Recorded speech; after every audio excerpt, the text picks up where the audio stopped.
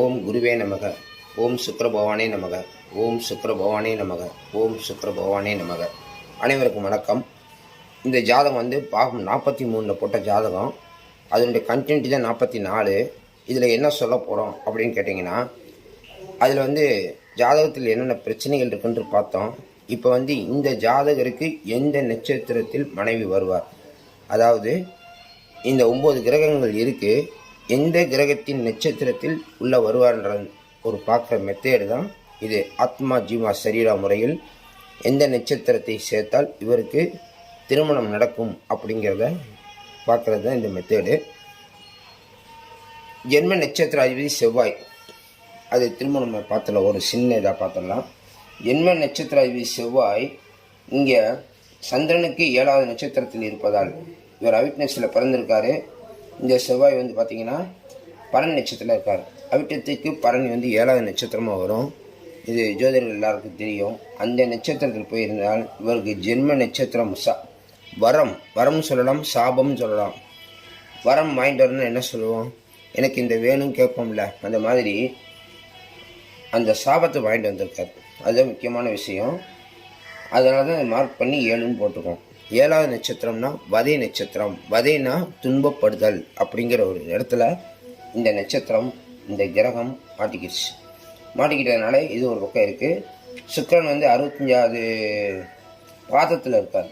இங்கே அவிட்டம் எத்தனாம் பாதத்தில் இருக்கோ சுக்கிரன் என்ன பார்த்துருக்குன்னு கால்குலேஷன் பண்ணும்போது அவிட்டம் சுக்கிரன் 65வது பாதத்திலையும் 22வது திரைகாணத்தில் இருக்கிறார் அப்படிங்கிற ஒரு விதி. லக்னத்துக்கு 8ஆம் இடத்துல ஒரு கிரகம் இருக்குன்னா எத்தனாவது திரைகாணத்தில் இருக்குது அப்படிங்கிற பார்க்குற மெத்தேடும், அதில் எத்தனாவது பாதம் அப்படிங்கிற ஒரு விதி இருக்குது.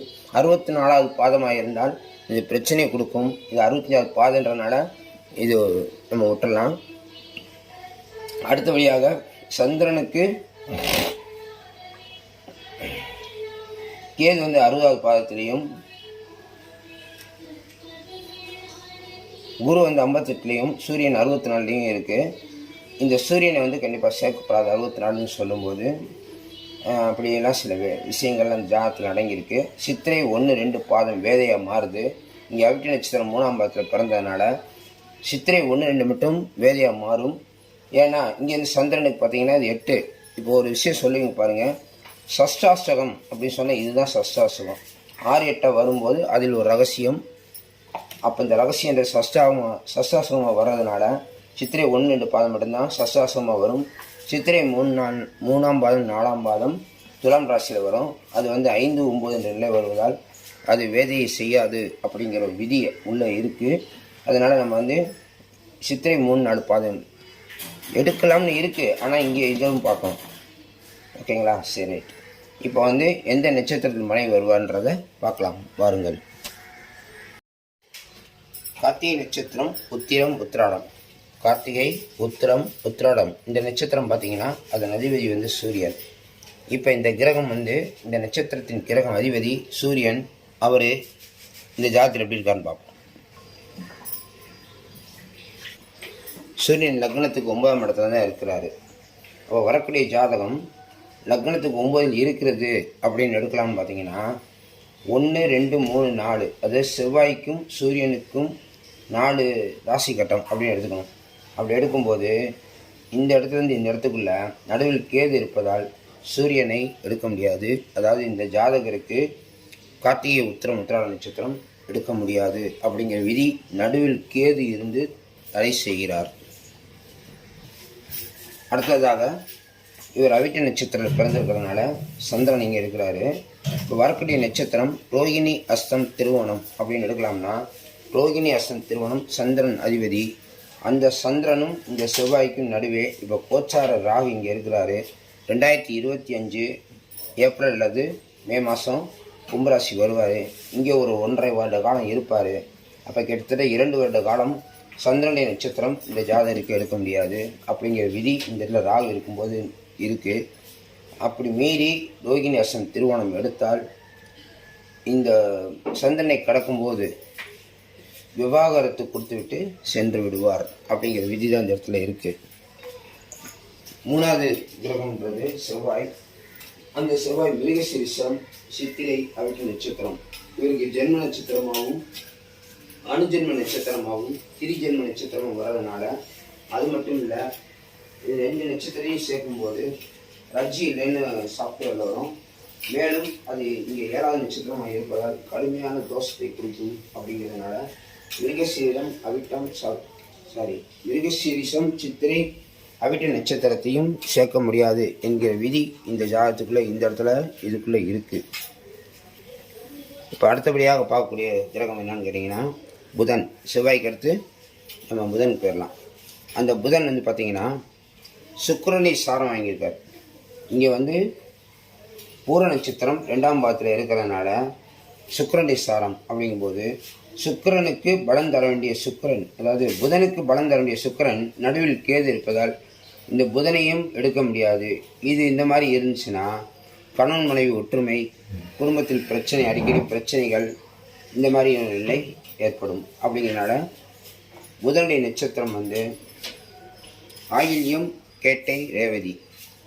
ஆயில்யம் கேட்டை ரேவதி நட்சத்திரத்தை எடுத்தாலும் சுக்கிரன் பலன் தர முடியாததால் தனித்து விடப்பட்ட ஒரு நிலையை கொடுத்து விடுவார்.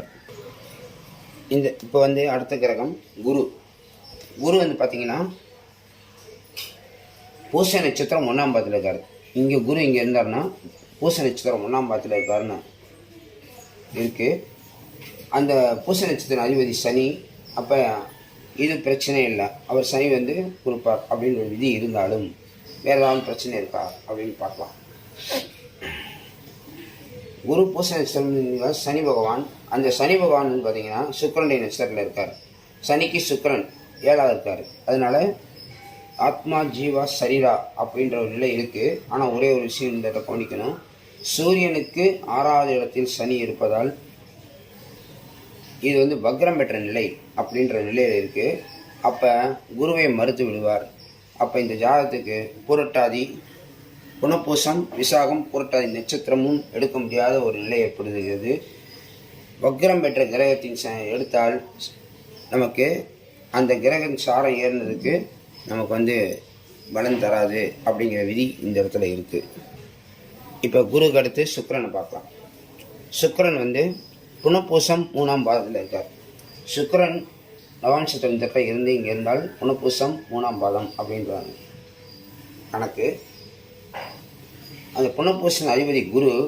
இப்போ குருவை தொடர்றாரா, குரு வந்து சனிக்கு திரும்ப வருவாரா. அப்போ இங்கே வக்ரம் பெற்றதுனால இந்த இது வந்து பலன் தர முடியாதுன்னு, எனக்கு யாரும் உதவி செய்ய மாட்டேங்கிறாங்க அப்படின்ட்டு சுக்கிரனுக்கும் உதவி செய்ய முடியாது. சுக்கிரனுடைய நட்சத்திரம் வந்து பரணி, பூரம், பூராடம். அப்போ இந்த ஜாதகத்துக்கு பரணி, பூரம், பூராடம் நட்சத்திரமும் எடுக்க முடியாத ஒரு நிலை ஏற்படுகிறது. அடுத்த கிரகம் பார்த்திங்கன்னா சனி பகவான். சனி பகவான் வந்து இந்த இடத்துல இருந்தால் பூராடம் 4ஆம் பாதத்தில் இருக்காருன்னு அர்த்தம். பூராடம் 4ஆம் பாதம் அப்படின்னா சுக்கிரனுடைய நட்சத்திரம். அப்போ சனி பகவானுக்கு சுக்கிரன் வந்து உதவி செய்கிறார். முதல்ல என்ன செய்கிறோம், இங்கே சுக்கிரன் குரு சனின்ற வரல, ஆனால் சனி சுக்கிரன் குரு வேலை செய்யுது. இப்போ பூராட நட்சத்திரம் 4ஆம் பாதத்தில் இருப்பதால் அதன் அதிபதி சுக்கிரன். அந்த சுக்கிரன் வந்து குருவுடைய நட்சத்திரத்தில் இருக்கிறதுனால சனி, சுக்கிரன், குரு 3ம் வேலை செய்யுது. லக்னத்துக்கு 2ஆம் இடத்துல இருக்கிறாரு.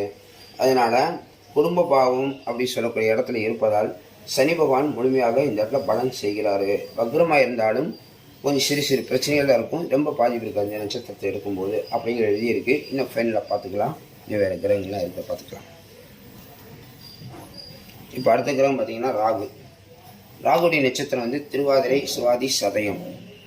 திருவாதிரை, சுவாதி, சதய நட்சத்திரம் அதிபதி ராகு. அந்த ராகு வந்து பார்த்திங்கன்னா சந்திரன் சாரம் ஏறிப்பார். இங்கே இருந்துச்சுன்னா சந்திரனுடைய சாரம், அதாவது திருவோணம் 1ஆம் பாதத்தில் இருக்கார். திருவோணம் 1ஆம் பாதத்தில் இருக்கக்கூடிய ராகு சந்திரன் சாரம் பெற்று சந்திரன் செவ்வாய் சாரம் பெறாரு. ஜென்ம செல்வி ராகுவே வர்றதுனாலையும் இங்கே வந்து ராகு இருப்பதால் அந்த ஜாதகத்துக்கு எடுத்துக்கலாம். இந்த ஜாதகத்துக்கு ராகு வருவதால் செவ்வாய்க்கும் ராகுக்கும் நடுவே ராகு வருவதால் தடை செய்வார். அப்படிங்கிறதுனால ராகுவும் இருக்க முடியாது. 2வது ராகு வந்து 3ஆம் பாதத்தில் தான் இருக்கார். அதனால் திருவாதிரை, சுவாதி, சதயமும் இந்த ஜாதகருக்கு வேலை செய்யாது அப்படிங்கிற விதி இந்த இடத்துல இருக்குது. இப்போ அடுத்த கிரகம் என்னன்னு கேட்டிங்கன்னா கேது. கேது வந்து இங்கே இந்த இடத்துல இருந்துச்சுன்னா பூசம் 3ஆம் பாதத்தில் இருக்காருன்னு அர்த்தம். அப்போ பூச நட்சத்திர அதிபதி சனி பகவான் நம்ம ஏற்கனவே பார்த்துருக்கோம். சனி பகவான் வக்ரம் பெற்றிருக்காருன்னு பார்த்தோம். அப்போ பார்த்தீங்கன்னா கேதுவுடைய நட்சத்திரத்தையும் இந்த ஜாதகத்துக்கு சேர்க்க முடியாது. கேதுவுடைய நட்சத்திரம் என்னன்னு கேட்டிங்கன்னா அஸ்வினி மகம் மூலம். அப்போ கிட்டத்தட்ட எல்லா கிரகமும் இந்த ஜாதகம் வேலை செய்தான்னு கேட்டிங்கன்னா வேலை செய்யலை, இந்த சனியை தவிர. அப்போ பூசம் மனுஷன் உத்திரட்டாதி நட்சத்திரம் மட்டும்தான் எடுக்க முடியும். சூரியனை பார்த்தோம், சந்திரனை பார்த்தோம், செவ்வாயை பார்த்தோம், அடுத்து புதனை பார்த்தோம், அடுத்து குரு, சுக்கிரன், சனி, ராகு, கேது எல்லாமே பார்த்துட்டோம். பார்த்தீங்கன்னா இந்த சனி பகவான் மட்டும்தான் இங்கே இதில் வேலை செய்கிறாரு. பூசம் மனுஷன் உத்திரட்டாதி நட்சத்திரம் வந்தால் இவருக்கு திருமணம் நடக்கும். அதே நேரத்தில் சனியும் செவ்வாயும் சுக்கிரனுடைய நட்சத்திரத்தில் இருப்பதால் அவர் 7ஆம் வீட்டு விதி ஆவார் அப்படிங்கிற விதியும் இருப்பதால் 7ஆம் பாவ தொடர்பு அவங்களால் கொடுக்க முடியும் அப்படிங்கிற விதி இருக்குது. ஆனால் 7ஆம் பாவாதிபதி 8இல் மறைந்தது ஒரு குற்றமாகி கடத்தல தோஷமாக மாறுகிறது. அதனால தான் கிட்டத்தட்ட 33 வயசு நடந்துகிட்டு இருக்கு. இவருக்கு இன்னும் திருமணம் நடக்காமல் இருக்க காரணம் 9 கிரகங்களும் வேலை செய்யாமல் இருப்பதால். இதை வேலை செய்ய வைக்கணும்னா இதுக்கு அடுத்த பதிவில் நம்ம பார்க்கலாம். ஏன்னா இது பெரிய பதிவாகிட்டே இருக்குது. இந்த மாதிரி திருமண பொருத்தம் பார்த்தால்தான் விவாகரத்து அப்படிங்கிற வார்த்தைக்கு போகாமல் நம்ம சந்தோஷமான வாழ்க்கை என்ற பாதைக்கு செல்ல முடியும் என்று கூறிக்கொண்டு ஆத்மா ஜீவா சரீரா முறையில் இந்த முறையில் பார்த்து ஜாதகத்தை பலன் சேர்த்தால் அவர்கள் வாழ்க்கை மிக சிறப்பாக இருக்கும் என்று கூறிக்கொண்டு, சிறப்பாக மட்டும் இல்லாமல் சந்தோஷமாகவும் குழந்தை பாக்கியத்துடனும் வம்சா விருத்தியுடனும் அமையும் என்று கூறிக்கொண்டு மீண்டும் அடுத்த ஒரு ஜாதகத்தை பார்க்கலாம். ஒரு 2 பேருக்கு ஷேர் பண்ணுங்கள். உங்களுடைய உறவினர்கள், நண்பர்கள் யாராவது திருமணத்துக்கு பார்த்துக்கிட்டு இருந்தாங்கன்னா ஒரு 2 பேர் கொண்டு ஷேர் பண்ணுங்கள். அவங்கள் வாழ்க்கை சந்தோஷமாக இருந்தால் உங்கள் வாழ்க்கை சந்தோஷமாக இருக்கும் என்று கூறிக்கொண்டு உங்கள் ஜோதிடர் அடுத்த பதிவில் சந்திக்கிறேன். நன்றி, வணக்கம்.